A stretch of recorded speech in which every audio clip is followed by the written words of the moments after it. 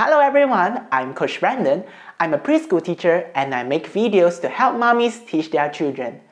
Today, we are going to learn about what are the physical milestones that our 3-year-old child should achieve. Now mommies, if you are in the early childhood world, you will always listen the word milestones. What is that actually? Milestones are goals that your child should hit. From a child's birth to 12 years old, it is their childhood. And in this childhood, there are lots of milestones that the child should achieve. So today, as a preschool teacher that teaches 3 years old, I'm going to share with you what are the physical milestones a 3-year-old child should achieve. But mommies, if your child is 2 to 4 years old, don't go away because each children has their different development. A 2-year-old child might be stronger and have achieved a 4-year-old milestone. Or a 4-year-old might be weak and have never even got through the 3-year-old phase. That is why we must learn how to observe our child instead of just looking only on the milestones. Today I'm going to teach you how to observe your child physically. There are 2 aspects in physical development in children.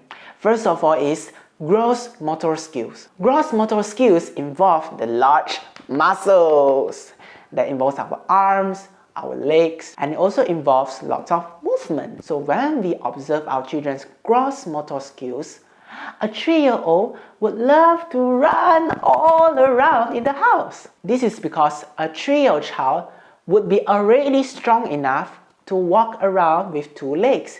That is why they will try to explore and run all around. If your child is weaker, then you can let your 3-year-old child to learn how to crawl fastly on the floor. Besides that, when their leg muscles are strong enough, they will start to try to hop on one foot. This feeling of instability actually lets them feel excited and want to challenge themselves.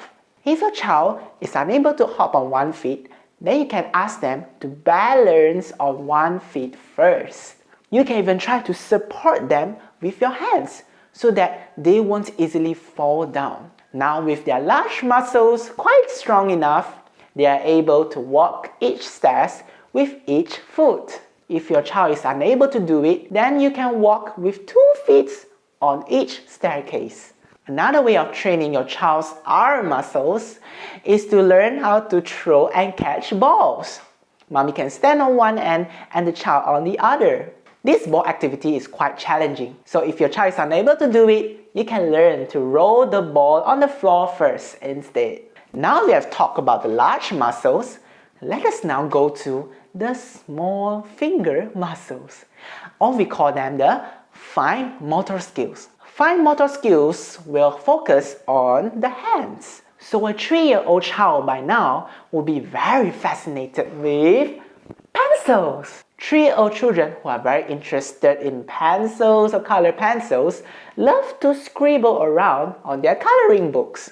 When you see this action, don't stop them because this is their way of gaining interest in using the pencil. Children love to hold pencils in many different ways. Some children love to hold like this. I call it the grabbing method. Some children love to hold it like this, like a laser pointer.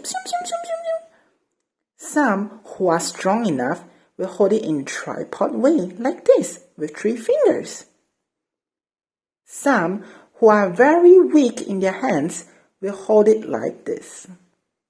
If your child is already very good at scribbling around, then it might be time for you to introduce them some tracing of the lines and patterns. You can also start giving some big letters for them to trace. But then some mommies or experts will say that you shouldn't give the pencil to your child because it's very unhealthy. They shouldn't be writing in such a young age. For me, giving 3-year-old children's pencil is actually a type of exposure. By exposing our children to something new like a pencil, we are actually increasing their confidence.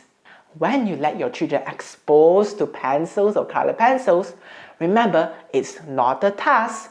Don't always aim for finishing the homework, but understand that it's a time for them to nurture their relationship with the pencil. Here are 2 correct ways to expose your child to pencils. First, find the child's interest. For example, if a child loves to color, then you can take out coloring books and let them scribble around. Or if your child has a favorite cartoon, for example, baby sharks, then you can let them use pencils to color the baby shark. Secondly, try to use your child's drawing to bring out messages. For example, if you see your child is drawing a squiggly line, you can ask them, "What is that?" That will motivate the child to explain to you about his artwork, and this will increase their confidence. An extra tip when your child is using the color pencils is don't treat it as an art class. We don't want the end product to be very beautiful, so don't interfere them when they are using the pencils. Let all of it come out from their hand. And last, we don't want to force our children to achieve all of the milestones because each children has their own different talent and their own different pace. Mommies, if you want to know your own child's talent, you can watch this video over here. It will tell you what are the special talents your child might have. Thank you for watching, and we will see you in the next video. Bye bye.